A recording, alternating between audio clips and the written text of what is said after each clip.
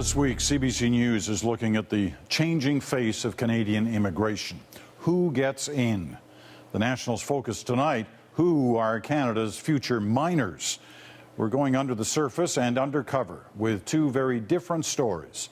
First, we go to British Columbia, where, despite hundreds of new jobs, a town and an industry are divided over an underground language.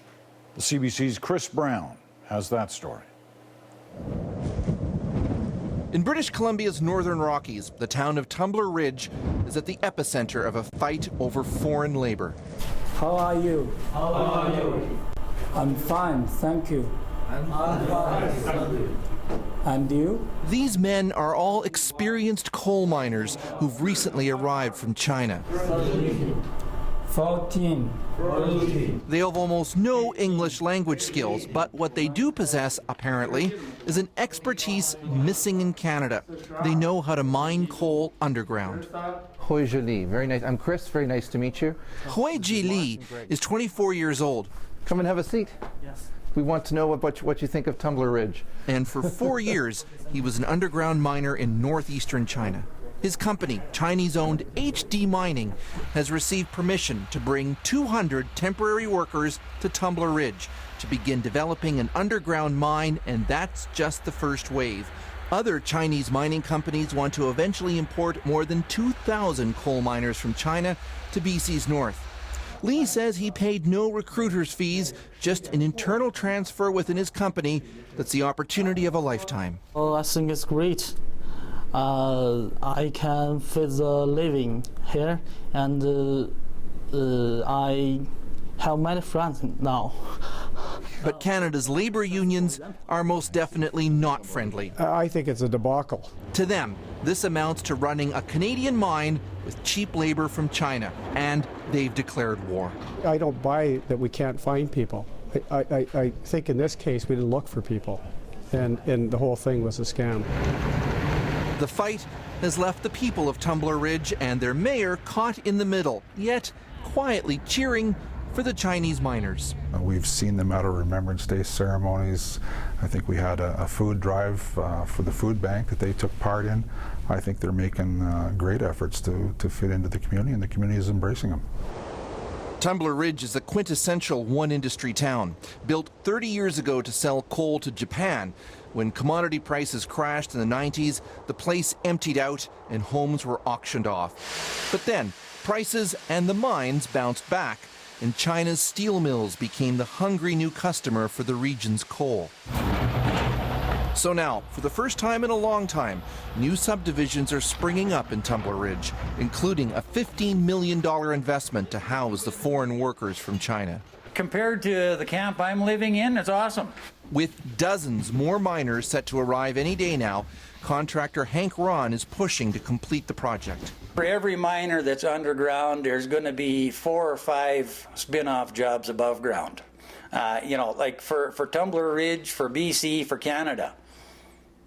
It's an awesome opportunity as far as I'm concerned. But in documents filed in federal court, 2 BC unions are arguing there is no evidence of a shortage of qualified miners. They allege HD Mining's efforts to find suitable Canadian workers was a sham. Trevor Williamson says he wanted one of those jobs. He now works at one of Tumbler Ridge's open pit mines, but thought his years of mining experience put him in a good position to make the transition to underground work.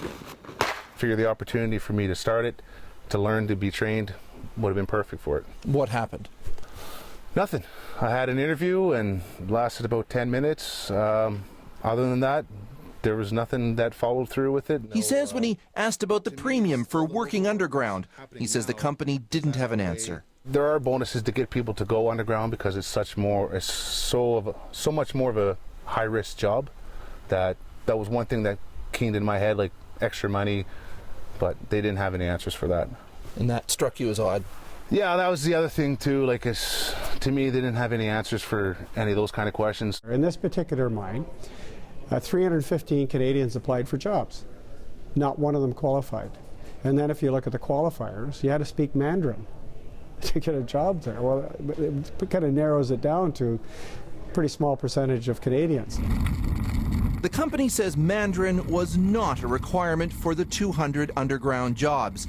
But after Ottawa okayed using temporary workers, then the postings in China did include Mandarin. The proposed mine is about half an hour outside of town, and on a very snowy day, its Chinese managers and Canadian contractors took us out for a tour. I'll open it up.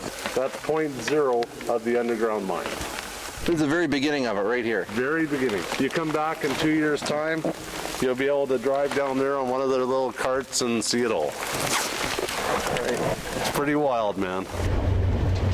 Most of Canada's coal mines are open pit operations, but at HD Mining's Murray River project, the coal is a kilometre below the surface. So the plan is to use a technique called longwalling to peel it away. And the company says there are simply no workers in Canada trained to do that. HD Mining's general manager here says China has many such longwall operations. Are you excited? 当然，你现在很激动吗？很激动。 Very excited. Why is it so exciting? 因为呢，那个在中国， We are very excited because we have done a lot of projects in China, but in North America, we have never done that before. This is going to be the first one. Underground workers here will earn between $25 and $40 an hour. That's about 30% less, claims the unions, than the Canadian industry standard.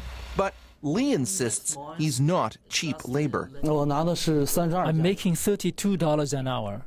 Of course, we're making more money here in Canada, but it's not a huge difference from China. Some people want to play the race card and say, well, you're just being racist. We're not. We're saying that if we need workers for Canadian mines after you've exhausted the education route and looking for people in our country, then allow people to immigrate and become full Canadians. These men won't have that opportunity. HD is not sponsoring the workers to stay here past 2 years. Lee says he's aware that his presence in Tumbler Ridge is very controversial. I believe the good workers are those who are able to perform. It really doesn't matter if they're Chinese or Canadian workers. As long as he performs, he's a good worker. It doesn't matter where the person is from.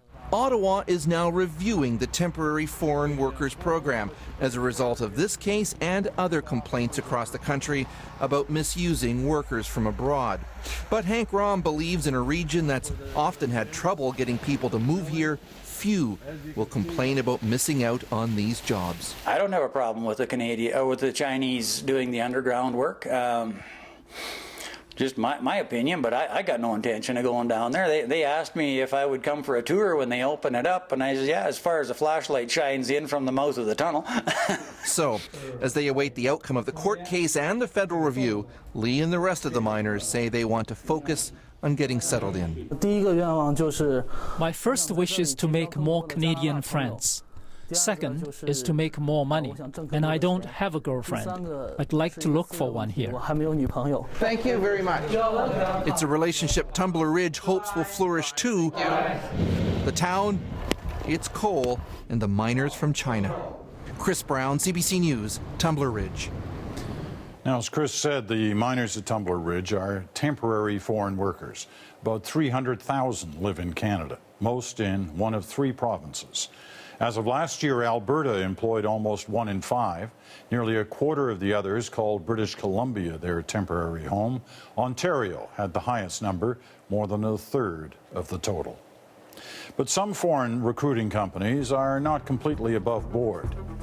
After the break, see what happens when Adrian Arsenault's crew goes undercover in China to apply for a Canadian job.